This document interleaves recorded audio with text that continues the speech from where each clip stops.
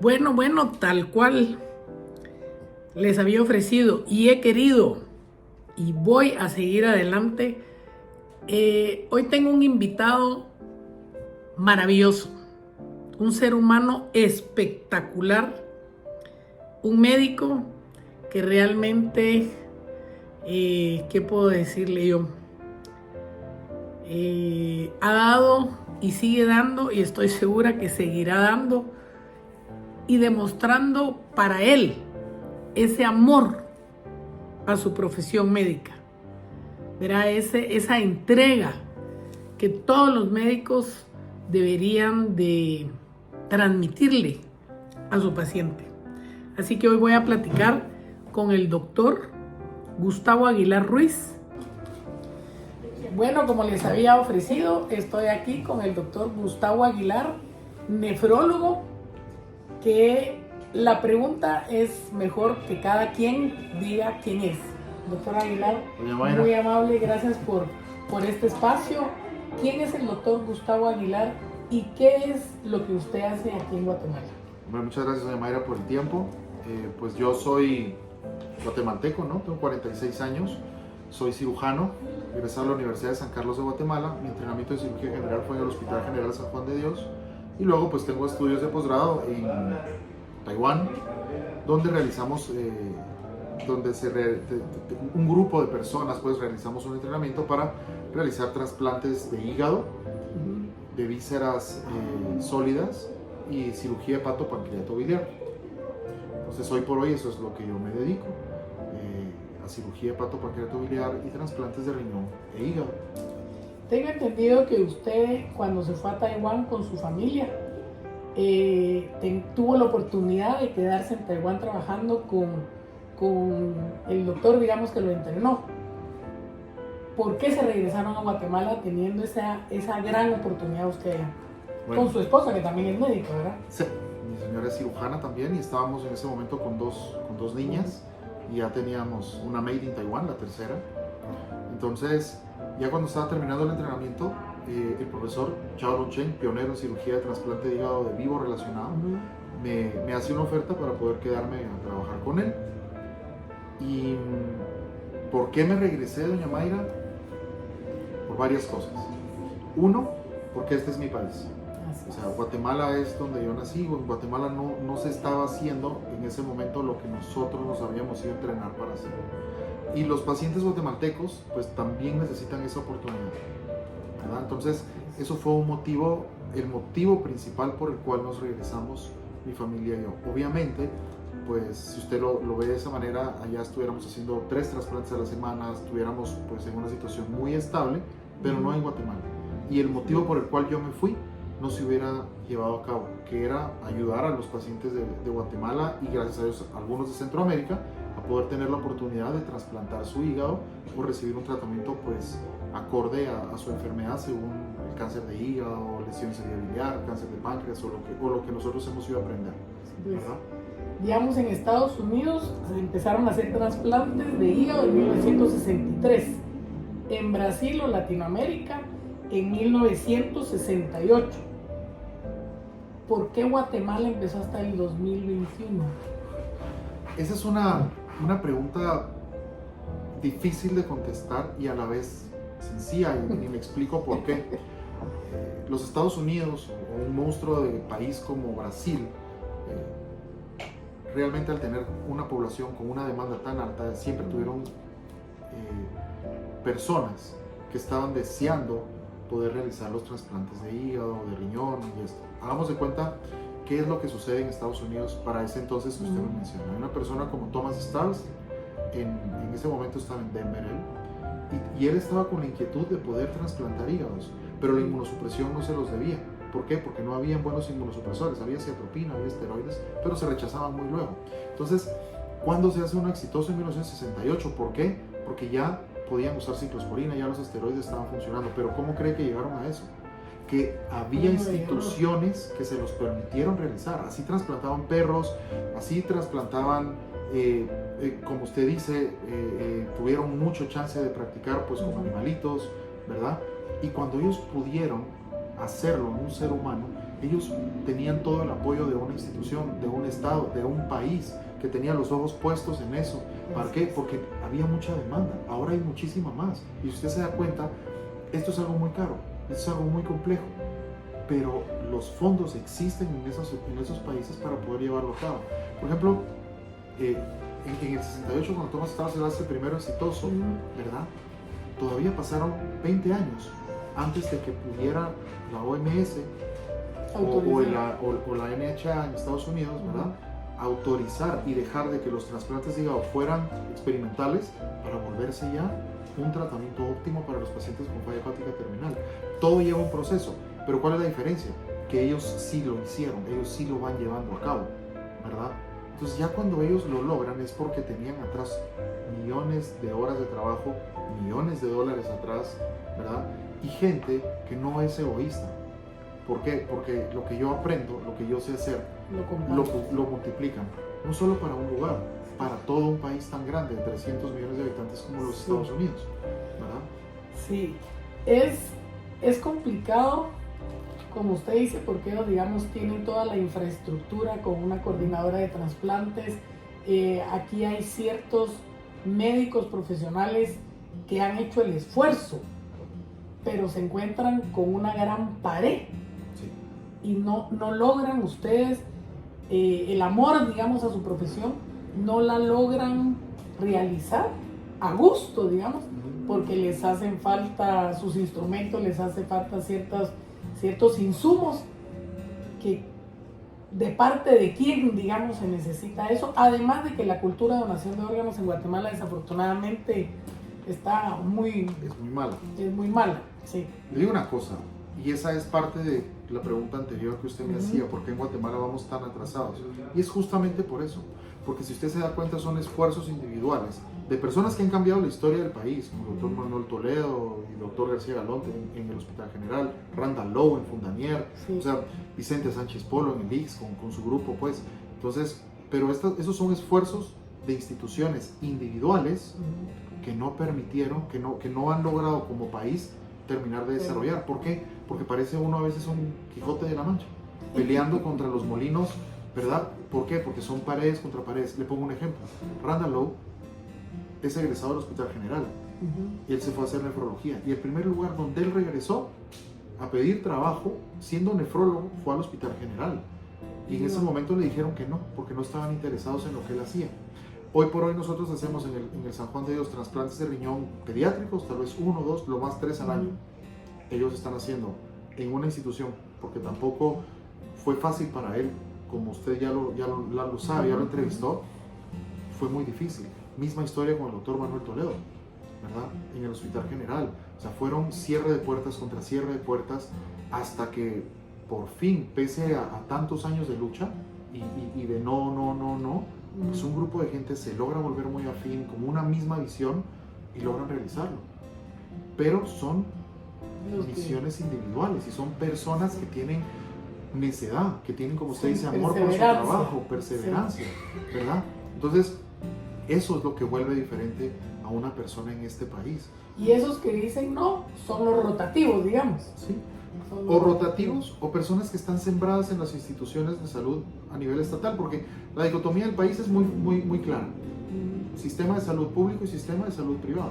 Si usted se da cuenta, nuestros índices en los hospitales privados, hablamos de los hospitales grandes, ¿verdad? Herrera y Gerandi, etcétera, son buenas estadísticas. O sea, se hace cirugía de primer mundo, neurocirugía, se hace pero poca gente los puede pagar. Exactamente, pero todo tiene un precio, y un precio alto. Sí, ¿verdad? Y si no hay seguro, peor.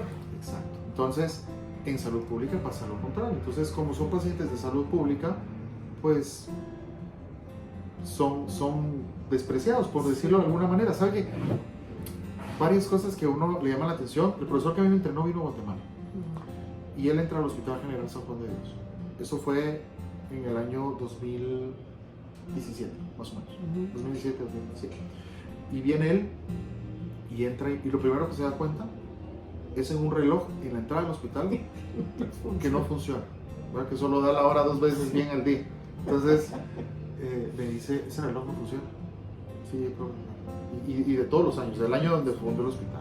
Luego vamos al ascensor y se le queda trabado el ascensor ¿verdad?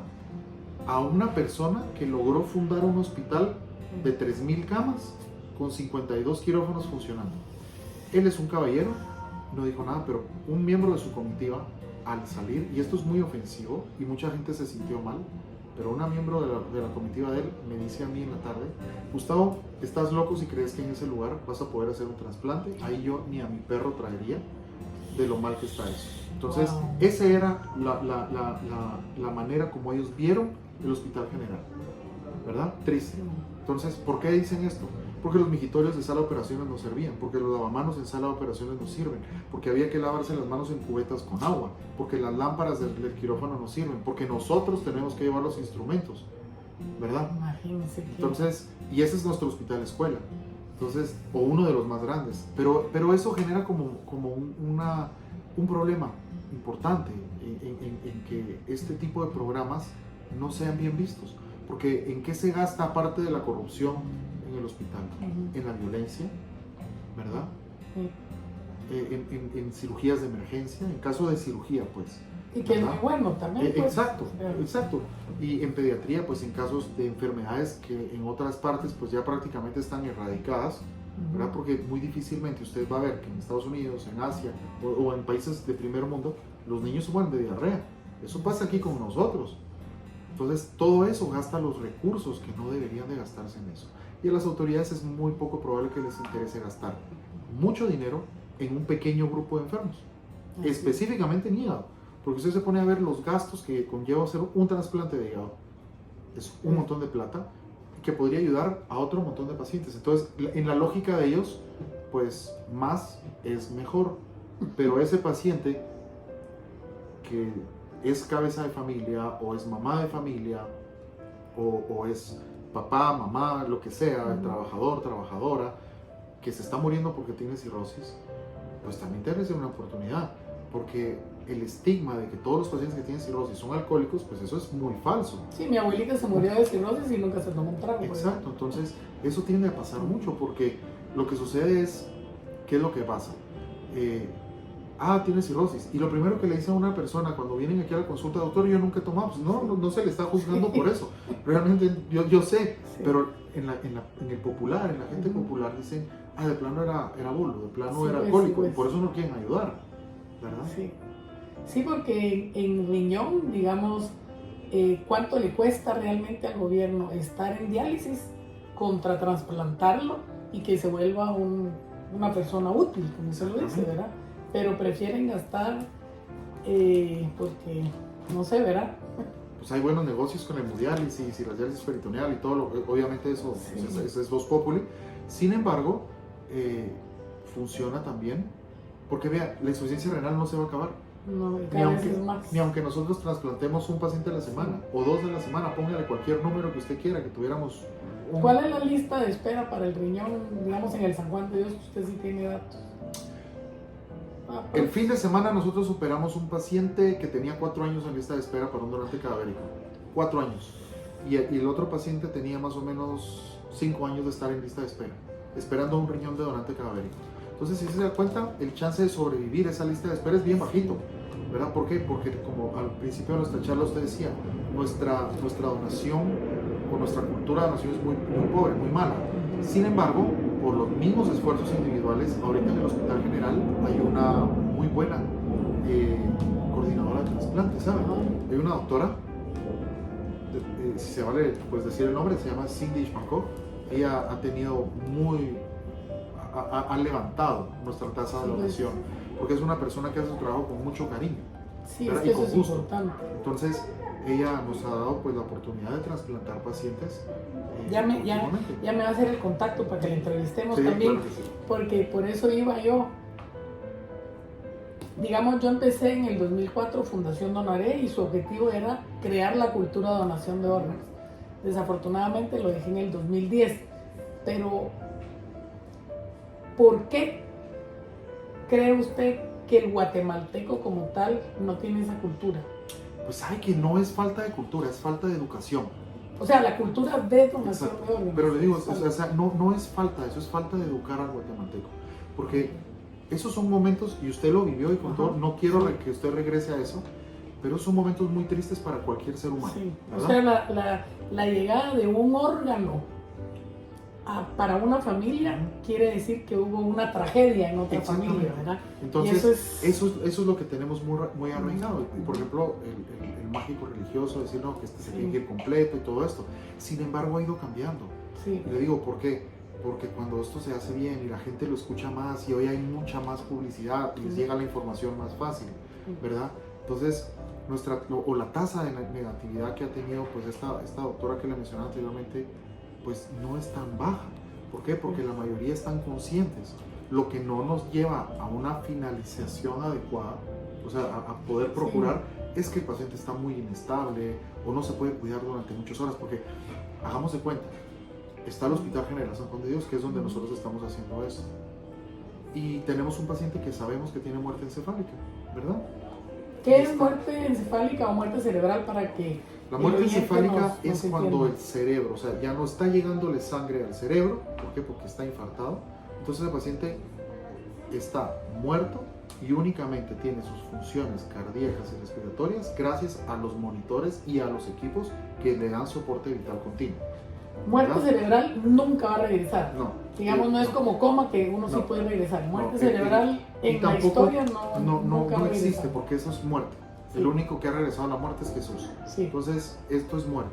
Pero tampoco es que nosotros inventemos que está muerto. O sea, hay estudios, ¿verdad? Por ejemplo, la tomografía, el Doppler, o sea, el electroencefalograma, el neuroelectroencefalograma, que nos va a dictar que este paciente tiene una plana, que ya no tiene circulación cerebral, que ya no le llega flujo a las arterias cerebrales. Entonces, el paciente tiene muerte encefálica clínicamente.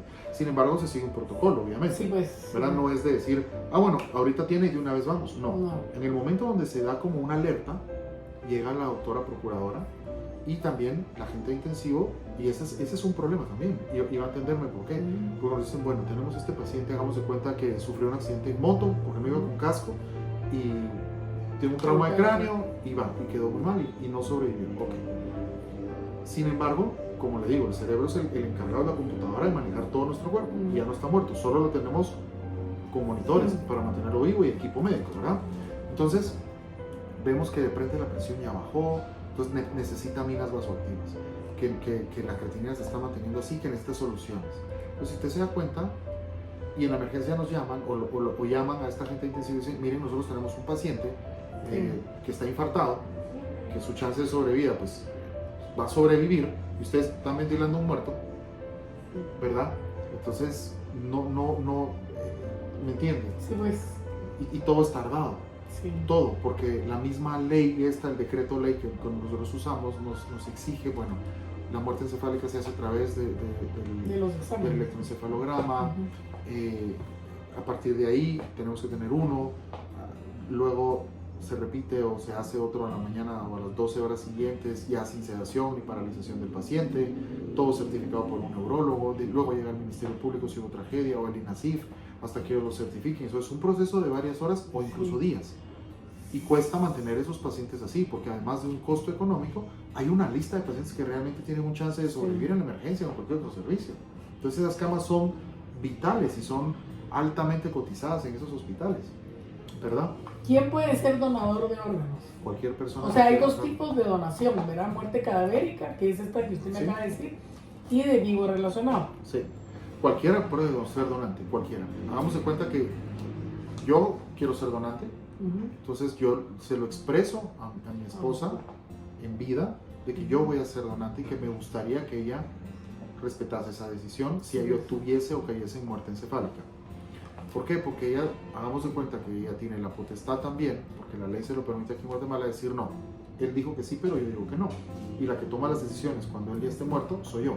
Entonces, así es como se tiene que hacer, o hacer un testamento o dejarlo en voluntad.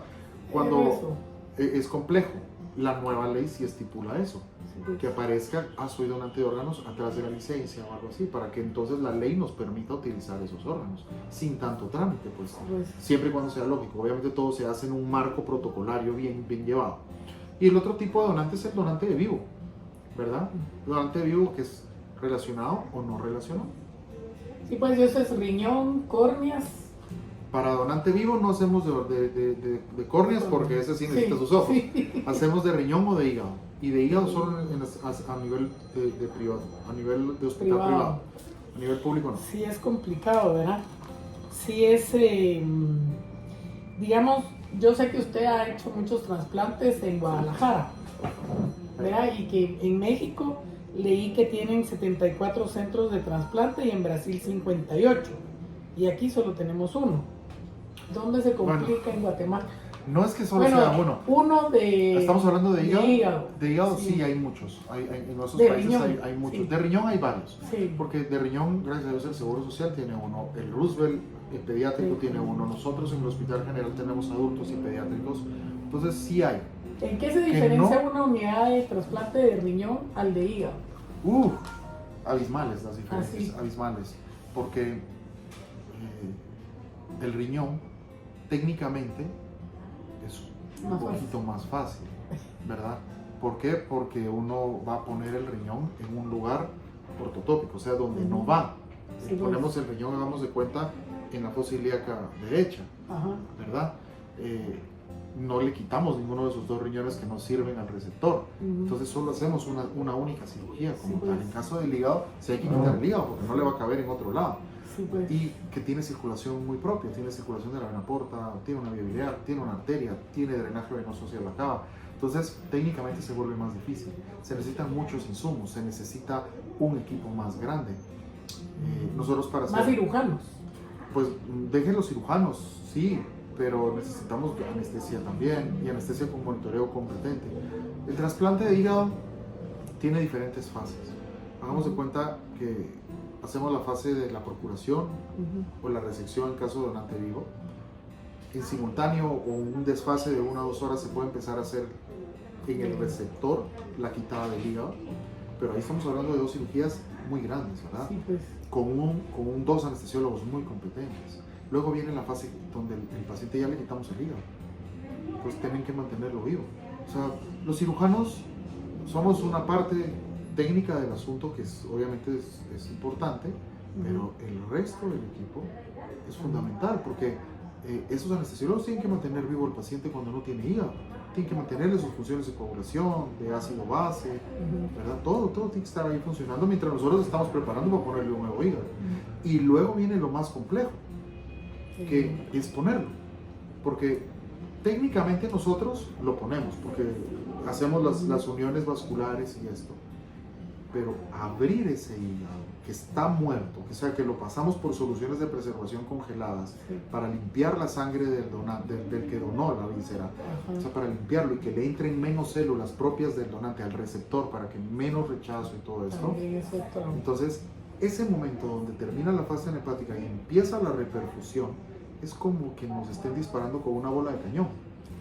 Entonces, esos pacientes, uno ve y uno está estresado en el acto quirúrgico, pero nosotros hemos visto de repente, y uno dice, realmente esta gente es lo que, haciendo cada persona bien su trabajo, es como se obtienen bien los resultados, porque uno pone el hígado y se da cuenta que tener 160, 170, 170 de presión arterial, el paciente le baja 50-20 en cosa de 1 minuto, o 40-20, y la frecuencia cardíaca se baja.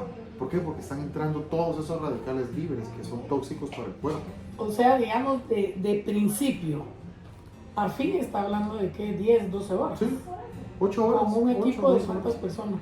Pues normalmente, hoy por hoy somos, le digo, 6 cirujanos, 4 anestesiólogos, un terapista, un jefe de terapia intensiva ayudado por otros 2 médicos intensivistas.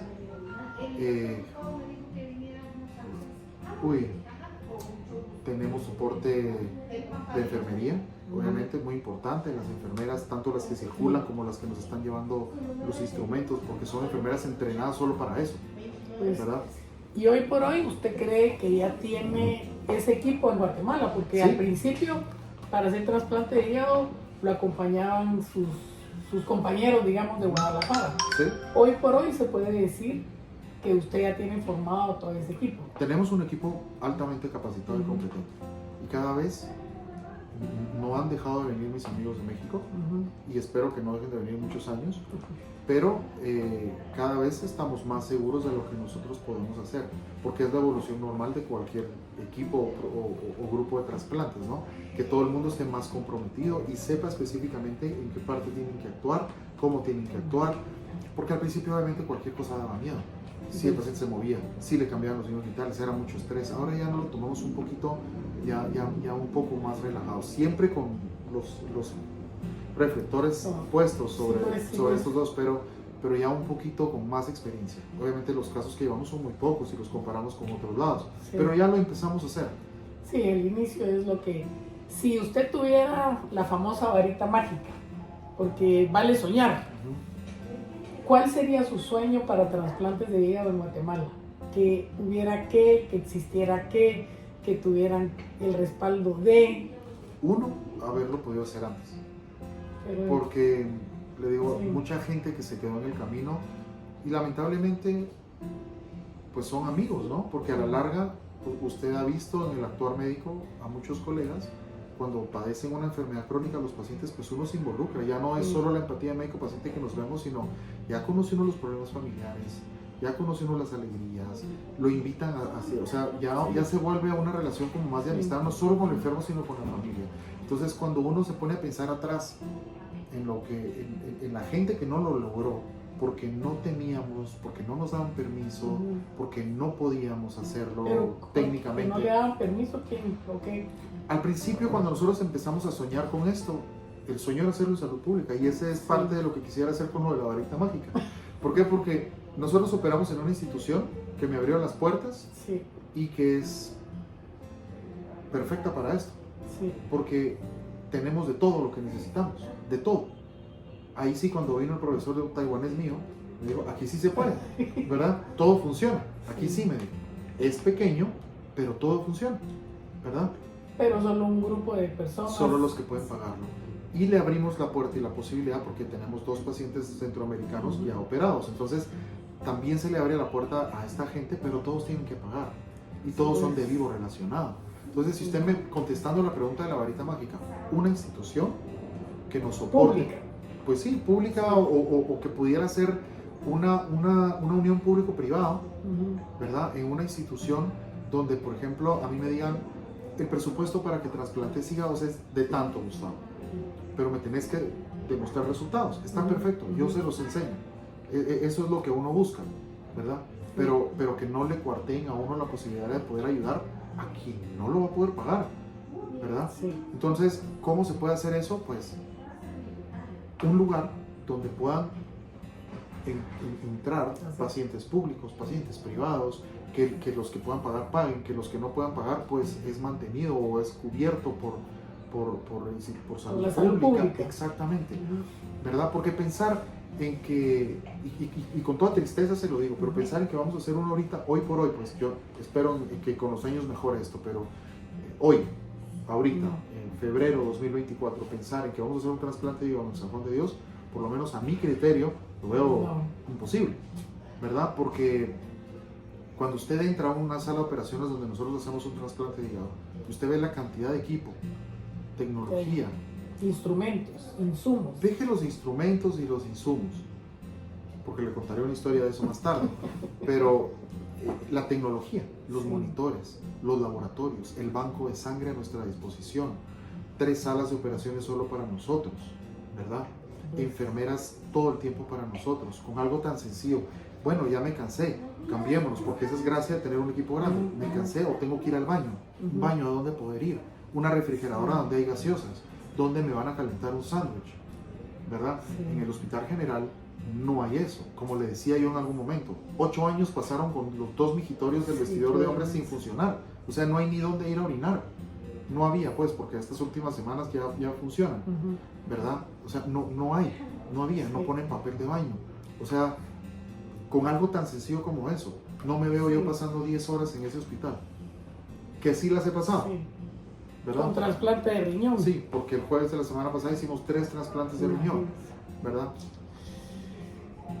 Sí, es complicado, pero creo que poco a poco, teniendo el ejemplo de personas como usted que eligió quedarse en Guatemala, y yo como guatemalteca se lo agradezco, pues, y como parte de que entiende la parte de donación de órganos por lo que yo viví con mi hijo también hace en el ¿qué? 1923, pues sí, mi deseo de aportarle a Guatemala, acompañada de profesionales como usted y como otros. Creo que los guatemaltecos tenemos que hacer mucho, podemos hacer mucho, y gracias por este tiempo. No, por Esperamos que sea la primera de muchas, porque gracias. hay mucho, y la próxima puede ser que sea la señora coordinadora, la doctora. Así Sí. que Sí, ella creo que es un buen momento para usted, para que usted entienda interioridades de salud pública, sí, que hacen tan difícil y a la vez tan gratificante cuando nos llaman. Ya se consiguieron, sí vamos a poder llevarlos a las operaciones, y entonces pudimos hacerlo, sí, ¿verdad? pues, que pudieron acercarse también a la familia Exacto. de la persona que tuvo muerte cerebral, Sí. ¿verdad? Y sabe una cosa, doña Mayra, cuando usted me agradece a mí, pues no tiene por qué agradecerlo, porque yo también soy guatemalteco, y los guatemaltecos son buenas personas. La mayoría son buenas personas. Es un grupito que tiene un micrófono muy grande, la que hace que nos veamos muy mal, ¿verdad? Pero no, el guatemalteco es bien trabajador, es echado para adelante, y tiende a tener una esencia buena. Entonces eso es lo que tenemos que explotar, ¿sabe? ¿Verdad? Porque cuando hemos necesitado ayuda, pues nos han respondido, ¿verdad? Y le digo, y nos han entendido y han querido ayudar. Personas como usted, amigos suyos, también amigos de nosotros. O sea, la mayoría de la gente quiere ayudar. Sí. Aunque no tengan económicamente, pues nos dicen, yo los ayudo con esto, les llevo algo.